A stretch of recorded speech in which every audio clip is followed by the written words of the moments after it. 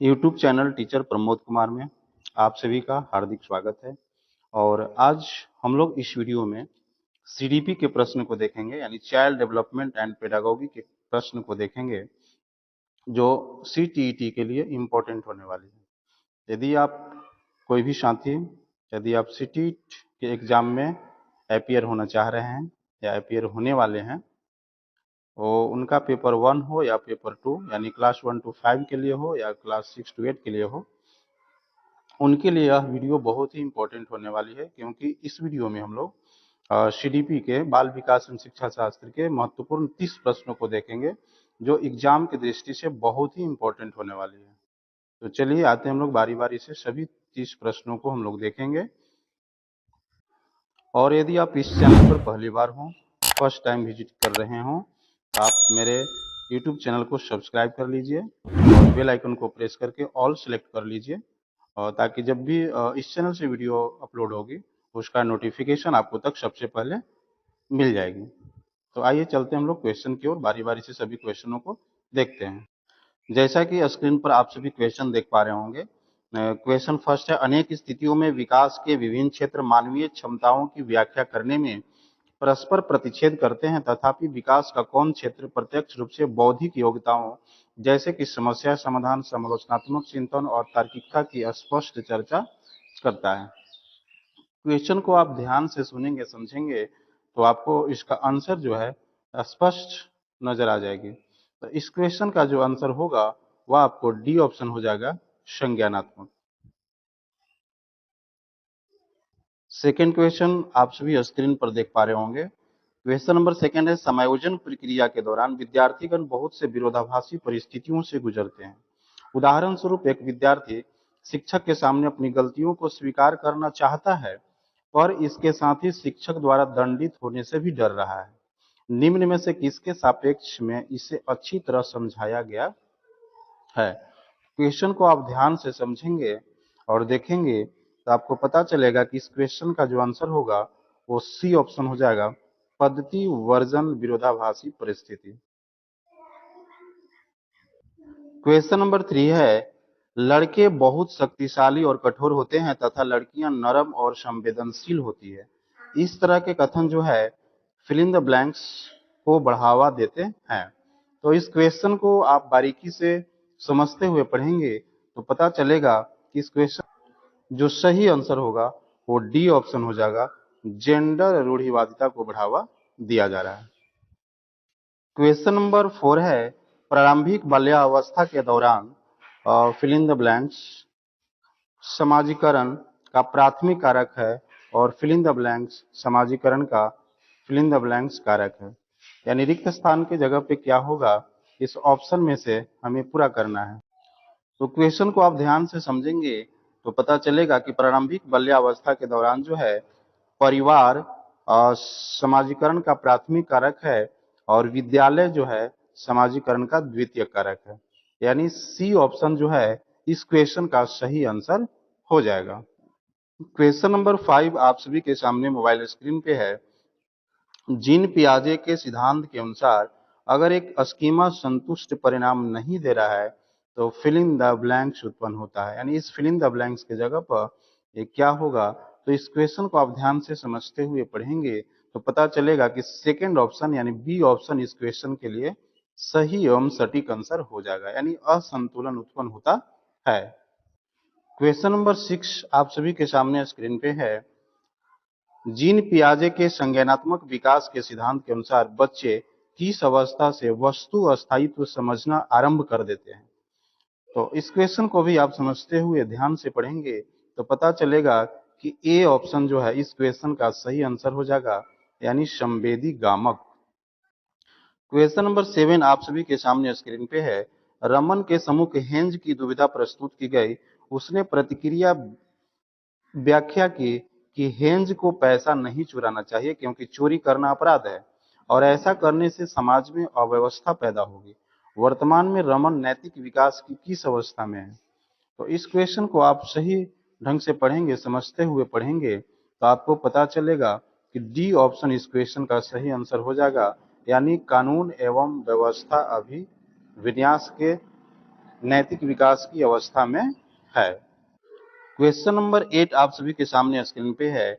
लेव वाइगोत्स्की के विचारों के अनुसार निम्न में से कौन सा कथन सही है? तो लेव वाइगोत्स्की के विचारों के अनुसार इसमें जो विचार है वो डी ऑप्शन, सांस्कृतिक उपकरण अधिगम की प्रक्रिया में योगदान देते हैं।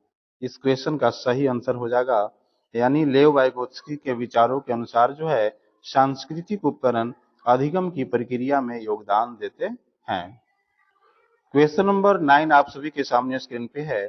लेव वाइगोत्स्की के विचारों के अनुसार शिक्षण अधिगम की निम्न में से कौन सी विधि जो है अधिगम को समुन्नत करता है, यानी अधिगम को बढ़ाने में मदद करता है? तो इस क्वेश्चन का जो सही सटीक आंसर होगा वो बी ऑप्शन हो जाएगा, सहभागी अधिगम। क्वेश्चन नंबर 10 आप सभी के सामने स्क्रीन पे है। बाल केंद्रित शिक्षा किसकी अनुशंसा करती है? तो इस क्वेश्चन का जो सही सटीक आंसर होगा वह होगा सी ऑप्शन, व्यक्तिक भिन्नताओं पर ध्यान देना। क्वेश्चन नंबर 11 आप सभी के सामने है। इस क्वेश्चन में अभिकथन और तर्क दिया हुआ है। जैसा कि अभिकथन बताया जा रहा है कि अधिगम का सामाजिक रचनावादी सिद्धांत अधिगम प्रक्रिया को सहज सुगम बनाने के लिए कक्षा में मुद्रित समृद्ध परिवेश के सृजन पर बल देता है। अभिकथन तो सही है।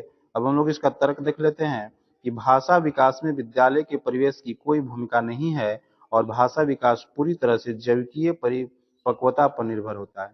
तो ये गलत है, यानी अभिकथन ए सही है और तर्क आर गलत है।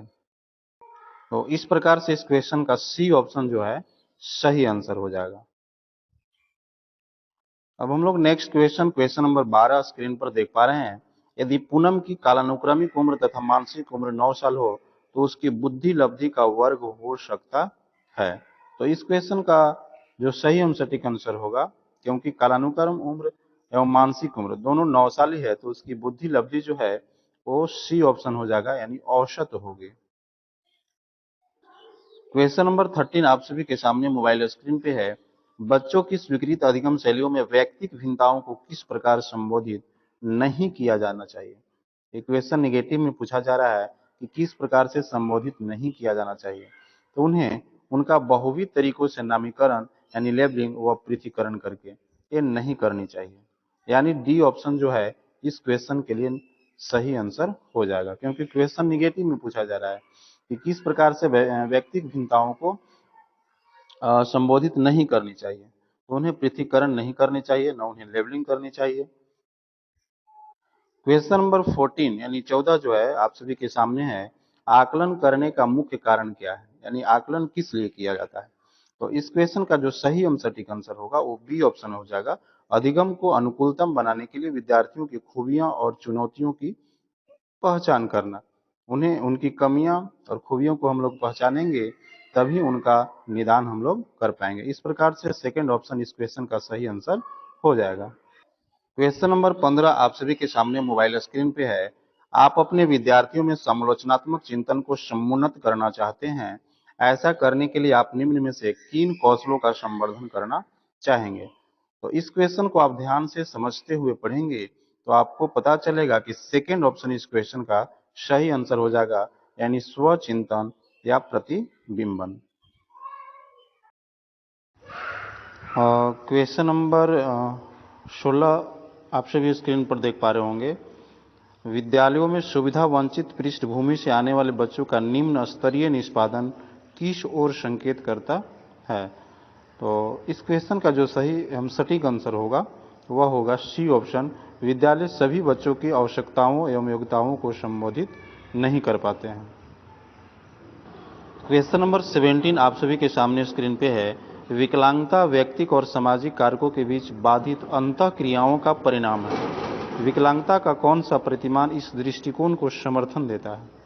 तो इस क्वेश्चन का जो सही सटीक आंसर होना चाहिए वो सी ऑप्शन होना चाहिए, सामाजिक, यानी सामाजिक स्तर पर उन्हें तिरस्कार की भावना से नहीं देखनी चाहिए। क्वेश्चन नंबर 18 आप सभी के सामने स्क्रीन पे है। श्रवण बाधिता वाले विद्यार्थियों के सफल समावेशन को सुनिश्चित करने के लिए अध्यापक को क्या करना चाहिए? तो इस क्वेश्चन को आप समझते हुए ध्यान से पढ़ेंगे तो आपको पता चलेगा कि डी ऑप्शन इस क्वेश्चन का सही आंसर हो जाएगा। यह सुनिश्चित करना कि मौखिक संप्रेषण दृश्यात्मक प्रस्तुतिकरण के साथ पूरित हो, यानी दोनों एक साथ हो, मौखिक और दृश्यात्मक। क्वेश्चन नंबर 19 आप सभी के सामने है, मेधावी या प्रतिभाशाली बच्चे में किस तरह की संभावना है। तो मेधावी या प्रतिभाशाली जो बच्चे होते हैं उनमें समाधान खोजने के प्रति इच्छा होती है, यानी समाधान खोजने के प्रति इच्छा व्यक्त करते हैं। इस प्रकार से डी ऑप्शन जो है इस क्वेश्चन का सही आंसर हो जाएगा। क्वेश्चन नंबर 20 आप सभी के सामने है, निम्नलिखित में से कौन सा प्रावधान जो है attention deficiency hyper activity disorder वाले विद्यार्थी के लिए चुनौती प्रस्तुत करेगा। तो इस क्वेश्चन को आप ध्यान से समझेंगे तो पता चलेगा कि बी ऑप्शन जो है इनका सही आंसर हो जाएगा, बिना किसी अंतराल के लंबी अवधि वाले व्याख्यान। क्योंकि attention deficiency hyper activity disorder वाले जो विद्यार्थी होते हैं उनका ध्यान ज़्यादातर इधर उधर होते रहता है, तो उनके पास यदि ज़्यादा लंबी अवधि वाले व्याख्यान देंगे तो आपकी बातों पर ध्यान नहीं देंगे। क्वेश्चन नंबर 21 आप सभी के सामने है और यह जो क्वेश्चन है अभिकथन और तर्क वाला है। तो अभिकथन को आप और हम देखते हैं, इसमें बताया जा रहा है कि अध्यापक को अपने विद्यार्थियों को सहयोगात्मक अधिगम में सहयोग करने, समूह कार्य करने और सक्रिय रूप से भाग लेने के लिए प्रोत्साहित करना चाहिए। बिल्कुल सही है, उन्हें सहयोग करना चाहिए, अधिगम में समूह कार्य करने में भी सहयोग करना चाहिए। और इस प्रकार से जब हम तर्क देखते हैं तो इसमें बताया जा रहा है कि अधिगम एक सामाजिक गतिविधि है और विद्यार्थियों को सामूहिक रूप से ज्ञान सृजन करना चाहिए। यह भी सही है। तो कथन और तर्क दोनों सही है और तर्क जो आर है वो अभिकथन की व्याख्या भी कर रहा है। तो इस प्रकार से ए ऑप्शन जो है सही आंसर हो जाएगा, यानी ए और आर दोनों सही है और आर जो है ए की सही व्याख्या करती है। क्वेश्चन नंबर 22 आप सभी के सामने मोबाइल स्क्रीन पे है, शिक्षण अधिगम के निम्न में से कौन सी विधि ज्ञान के सृजन में विद्यार्थियों की सक्रिय भूमिका को महत्व नहीं देती है। निगेटिव में क्वेश्चन पूछा जा रहा है कि महत्व नहीं देती है। तो सहपाठी सहभागिता तो देती है महत्व, अन्वेषण अधिगम भी देती है और पारस्परिक शिक्षण भी देती है, लेकिन क्वेश्चन निगेटिव में पूछा जा रहा है कि कौन सी विधि जो है ज्ञान के सृजन में विद्यार्थियों की सक्रिय भूमिका को महत्व नहीं देती है। तो व्यवहार अनुकूलन जो है निगेटिव के सेंस में ये सही क्वेश्चन सही आंसर हो जाएगा। क्वेश्चन नंबर 23 आप सभी के सामने मोबाइल स्क्रीन पे है और आप इन्हें ध्यान से देखें और समझें। विद्यार्थियों द्वारा गृहीत वैकल्पिक अवधारणा अध्यापकों द्वारा किस प्रकार संबोधित की जानी चाहिए। क्वेश्चन पूछा जा रहा है कि विद्यार्थियों द्वारा गृहीत वैकल्पिक अवधारणा अध्यापकों द्वारा किस प्रकार संबोधित की जानी चाहिए। तो आप इस क्वेश्चन को समझते हुए पढ़ने के बाद आप चारों ऑप्शनों पर ध्यान देंगे तो पता चलेगा कि सी ऑप्शन जो है इस क्वेश्चन का सही आंसर हो जाएगा। विद्यार्थियों को अपने विचार साझा करने के लिए प्रोत्साहित करना चाहिए और इन पर समग्रता से चर्चा करनी चाहिए। क्वेश्चन नंबर 24 आप सभी के सामने मोबाइल स्क्रीन पे है, निम्नलिखित में से कौन सा बाह्य अभिप्रेरणा का उदाहरण है। बाह्य अभिप्रेरणा आप ऑप्शन को देखेंगे तो एकदम क्लियर पता चल रहा है कि नगद पुरस्कार प्राप्त करने के लिए अधिगम, नगद पुरस्कार जो है वो बाह्य अभिप्रेरणा के अंतर्गत आती है। तो इस प्रकार से सी ऑप्शन इस क्वेश्चन के लिए सही आंसर हो जाएगा। क्वेश्चन नंबर 25 आप सभी के सामने मोबाइल स्क्रीन पे है। श्यामा अपनी असफलता के लिए योग्यता में कमी को उत्तरदायी ठहराती है और योग्यता को एक स्थिर रूप की तरह मानती है। बार बार असफलताओं का होना उसमें किस प्रकार की भावना का विकास करेगा। देखिए क्वेश्चन में कहा जा रहा है कि बार बार असफलता को वो योग्यता में कमी को उत्तरदायी ठहराती है कि मेरे पास योग्यता नहीं है, मैं इस काम को कर नहीं सकता हूँ, और योग्यता को स्थिर रूप की तरह मानती है कि यह जो योग्यता है यानी हमको किसी भी क्वेश्चन को सोल्व करने में परेशानी हो रही है तो ये इस समस्या का समाधान कभी नहीं होगा, ये स्थिर रूप की तरह है, ये मानना है श्यामा का। तो बार बार असफलताओं का होना उसमें किस प्रकार की भावना का विकास करेगा। तो असहायता का सीखा हुआ भाव, यानी उसके दिमाग में चल रहा है कि मैं एक कभी ये नहीं सीख सकता हूं। क्वेश्चन नंबर 26 आप सभी के सामने मोबाइल स्क्रीन पे आप अपने विद्यार्थियों को कुछ जानकारी याद करवाना चाहते हैं। इस उद्देश्य के लिए आप किस युक्ति से बचना चाहेंगे। तो आप उन्हें निष्क्रिय रूप से कई बार दोहराने के लिए कहेंगे, यानी फर्स्ट ऑप्शन इस क्वेश्चन का सही आंसर हो जाएगा, यानी आप उन्हें निष्क्रिय रूप से कई बार दोहराने के लिए कहेंगे, इस क्वेश्चन का सही एवं सटीक आंसर होगा। इससे हम लोग बचना चाहेंगे। बाकी तीनों ऑप्शन से हम लोग बचना नहीं चाहेंगे, तीनों ऑप्शन सही है। उनके पूर्व ज्ञान से संबंधता जोड़ेंगे, ज्ञान के वास्तविक जीवन की समस्या में लागू करने के लिए अवसर देंगे और उस उदाहरण है तो उदाहरण और गैर उदाहरण दोनों प्रस्तुत करेंगे। लेकिन क्वेश्चन पूछा जा रहा है कि किस युक्ति से बचना चाहेंगे हम लोग, उसको याद करवाने के लिए। तो निष्क्रिय रूप से कई बार दोहराने के लिए कहेंगे, दोहराने के लिए कहेंगे, इससे हम लोग बचेंगे। क्वेश्चन नंबर 27 आप सभी के सामने मोबाइल स्क्रीन पे है। किशोरावस्था में एक बच्चे के उचित विकास हेतु माता पिता तथा शिक्षक निम्न कार्य कर सकते हैं। कौन सा कार्य कर सकते हैं किशोरावस्था में बच्चे के उचित विकास के लिए? तो उन्हें लिंग शिक्षा का उचित ज्ञान देंगे, ये भी सही है। उचित वातावरण प्रदान करेंगे, परामर्श तथा मार्गदर्शन सेवा की व्यवस्था करेंगे यदि आवश्यक हो तो। यानी तीनों ऑप्शन सही है। उपरोक्त में से सभी इस क्वेश्चन का सही आंसर हो जाएगा। क्वेश्चन नंबर 28 आप सभी के सामने है। एक विशेष स्तर पर बच्चे मौलिक तर्क का इस्तेमाल करना शुरू कर देते हैं तथा सभी प्रकार के प्रश्नों का जवाब जानना चाहते हैं। पियाजे ने इसे अंतर ज्ञान कहा है। पियाजे के अनुसार निम्न में से कौन से चरण का यह अर्थ है? तो क्वेश्चन को आप ध्यान से समझते हुए पढ़ेंगे तो आपको पता चलेगा कि इस क्वेश्चन के चारों विकल्पों में से बी विकल्प जो है सही आंसर हो जाएगा। क्वेश्चन नंबर 29 आप सभी के सामने है। ज्यादातर बच्चे प्रथम सार्थक शब्द इस उम्र में बोलते हैं। तो 10 से 13 महीने में जो है बच्चे सार्थक शब्द को बोलना स्टार्ट कर देते हैं। क्वेश्चन नंबर 30 आप सभी के सामने है। समस्या समाधान नहीं है। क्वेश्चन पूछा जा रहा है कि इसमें से कौन सा समस्या समाधान नहीं है? तो नहीं के सेंस में आपका डी ऑप्शन इस क्वेश्चन के लिए सटीक एवं सही आंसर हो जाएगा, संगीत संबंधी योग्यता के बारे में। बाकी समस्या समाधान के लिए उपयुक्त है। लक्ष्योन्मुखी भी उपयुक्त है। एक कौशल है जो सीखा जा सकता है और जिसका अभ्यास किया जा सकता है। समझ और क्रमिक चरणों के प्रयोग पर आधारित है। लेकिन यहाँ क्वेश्चन पूछा जा रहा था कि समस्या समाधान इनमें से कौन नहीं है। तो इस क्वेश्चन के लिए सटीक एवं सही आंसर जो है डी ऑप्शन हो जाएगा। तो इस वीडियो में बस इतना ही। हम लोग इस वीडियो में देख रहे थे सीडीपी के मोस्ट इम्पॉर्टेंट 30 क्वेश्चन, और इस वीडियो में जितना भी हम लोग क्वेश्चन देखें उन सभी क्वेश्चन का आप आंसर शीट यहाँ पे देख सकते हैं। तो यह वीडियो आपको कैसा लगा ये कमेंट करके ज़रूर बताएंगे। और इस वीडियो में हम लोग पेपर 1 और पेपर 2 दोनों के लिए जो एक क्वेश्चन देख रहे थे सीडीपी के 30 क्वेश्चन, ये एग्ज़ाम की दृष्टि से बहुत ही इम्पोर्टेंट होने वाली है। तो आप इस वीडियो को रिपीट करके भी देख सकते हैं। तो चलते हैं, आप सभी से नेक्स्ट वीडियो में मिलते हैं। तब तक के लिए जय हिंद।